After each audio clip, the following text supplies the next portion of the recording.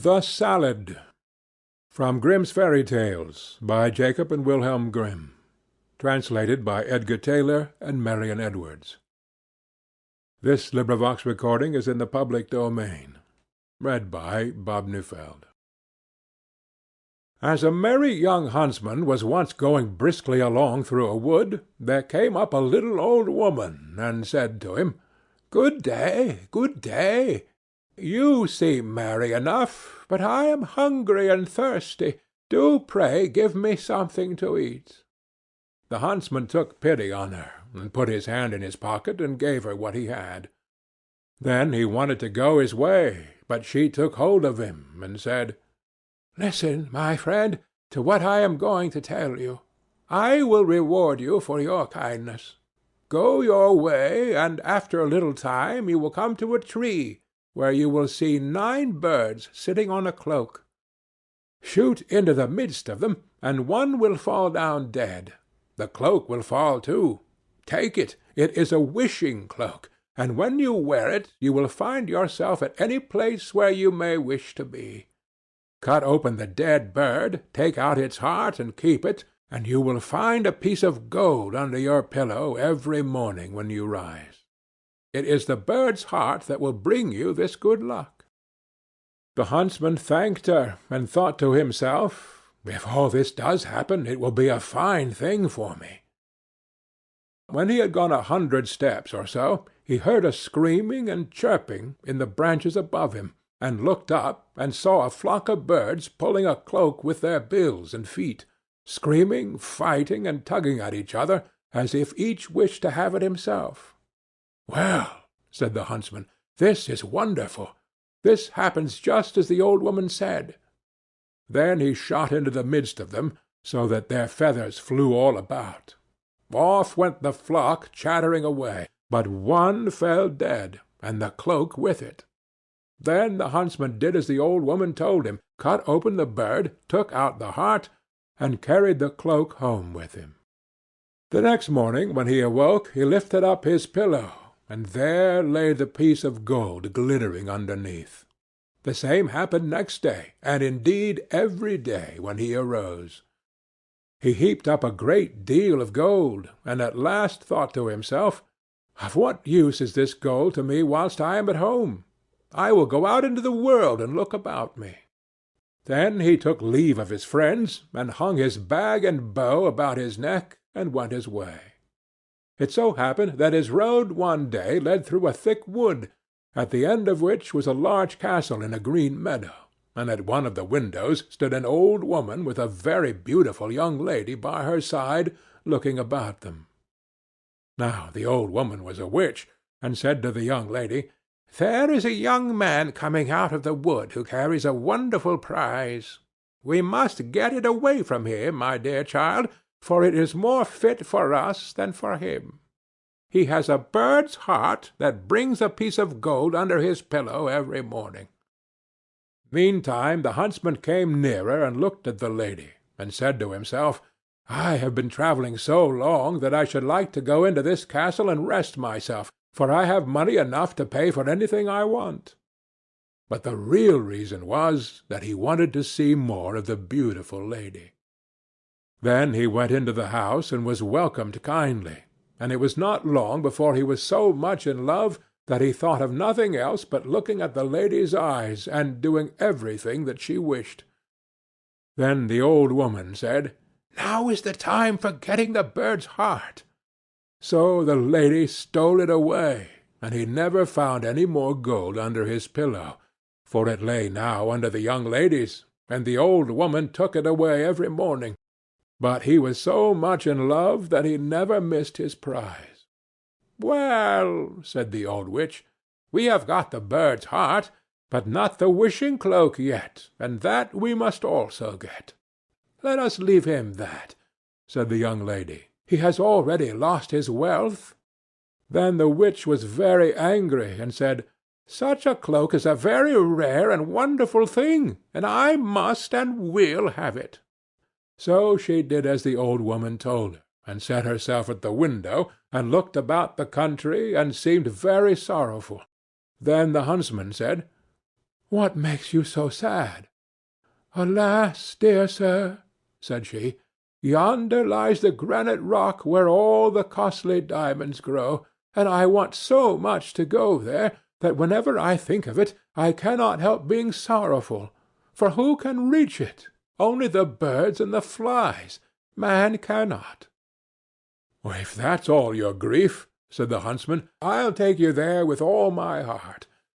So he drew her under his cloak, and the moment he wished to be on the granite mountain, they were both there. The diamonds glittered so on all sides that they were delighted with the sight, and picked up the finest. But the old witch made a deep sleep come upon him, and he said to the young lady, "Let us sit down and rest ourselves a little. I am so tired that I cannot stand any longer." So they sat down, and he laid his head in her lap and fell asleep, and whilst he was sleeping on, she took the cloak from his shoulders, hung it on her own, picked up the diamonds, and wished herself home again.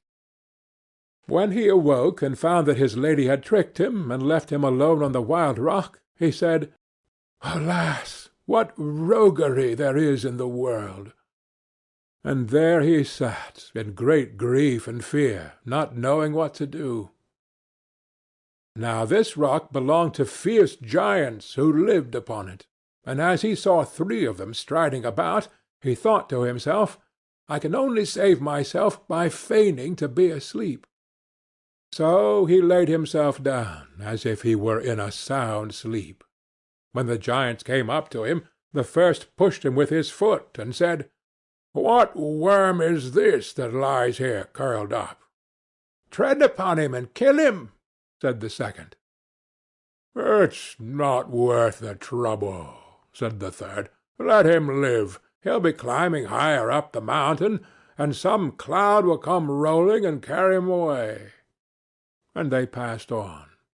But the huntsman had heard all they said, and as soon as they were gone, he climbed to the top of the mountain, and when he had sat there a short time, a cloud came rolling around him, and caught him in a whirlwind, and bore him along for some time, till it settled in a garden, and he fell quite gently to the ground, amongst the greens and cabbages.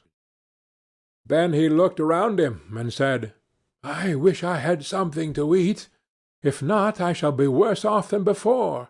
For here I see neither apples, nor pears, nor any kinds of fruits, nothing but vegetables." At last he thought to himself, "I can eat salad. It will refresh and strengthen me." So he picked out a fine head and ate of it, but scarcely had he swallowed 2 bites when he felt himself quite changed, and saw with horror that he was turned into a donkey. However, he still felt very hungry, and the salad tasted very nice, so he ate on till he came to another kind of salad, and scarcely had he tasted it when he felt another change come over him, and soon saw that he was lucky enough to find his old shape again. Then he laid himself down and slept off a little of his weariness. And when he awoke the next morning, he broke off a head both of the good and the bad salad, and thought to himself, "This will help me to my fortune again, and enable me to pay off some folks for their treachery." So he went away to try and find the castle of his friends, and after wandering about a few days he luckily found it. Then he stained his face all over brown, so that even his mother would not have known him, and went into the castle and asked for lodging. "I am so tired," said he, "that I can go no farther." "Countryman," said the witch, "who are you, and what is your business?"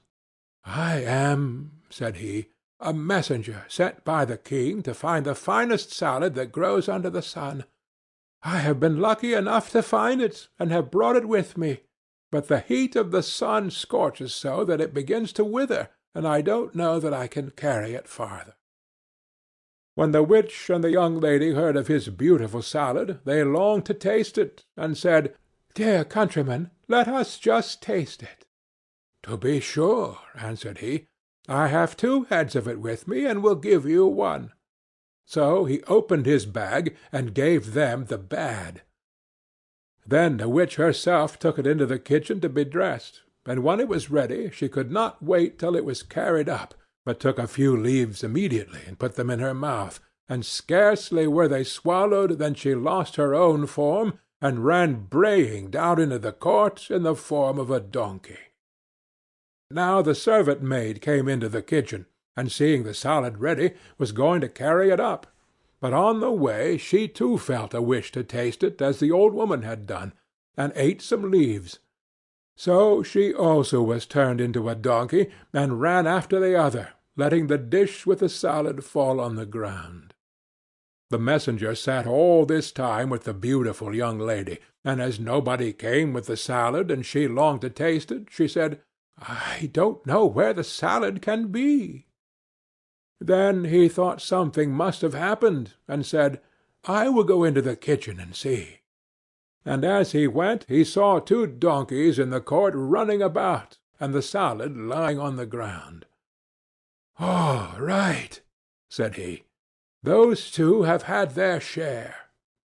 Then he took up the rest of the leaves, laid them on the dish, and brought them to the young lady, saying, "I bring you the dish myself, that you may not wait any longer." So she ate of it, and, like the others, ran off into the court, braying away. Then the huntsman washed his face, and went into the court that they might know him. "Now you shall be paid for your roguery," said he, and tied them all 3 to a rope, and took them along with him till he came to a mill and knocked at the window. "What's the matter?" said the miller. "I have 3 tiresome beasts here," said the other. "If you will take them, give them food and room, and treat them as I tell you, I will pay you whatever you ask." "With all my heart," said the miller. "But how shall I treat them?" Then the huntsman said, "Give the old one stripes 3 times a day, and hay once. Give the next, who was the servant-maid, stripes once a day, and hay 3 times. And give the youngest, who was the beautiful lady, hay 3 times a day, and no stripes." For he could not find it in his heart to have her beaten. After this he went back to the castle, where he found everything he wanted. Some days after, the miller came to him, and told him that the old donkey was dead. "The other 2," said he, "are alive and eat, but are so sorrowful that they cannot last long." Then the huntsman pitied them, and told the miller to drive them back to him, and when they came he gave them some of the good salad to eat. And the beautiful young lady fell upon her knees before him, and said, "Oh, dearest huntsman, forgive me all the ill I have done you. My mother forced me to it. It was against my will, for I always loved you very much. Your wishing-cloak hangs up in the closet, and as for the bird's heart, I will give it to you." But he said, "Keep it. It will be just the same thing, for I mean to make you my wife." So they were married, and lived together very happily till they died. End of the Salad.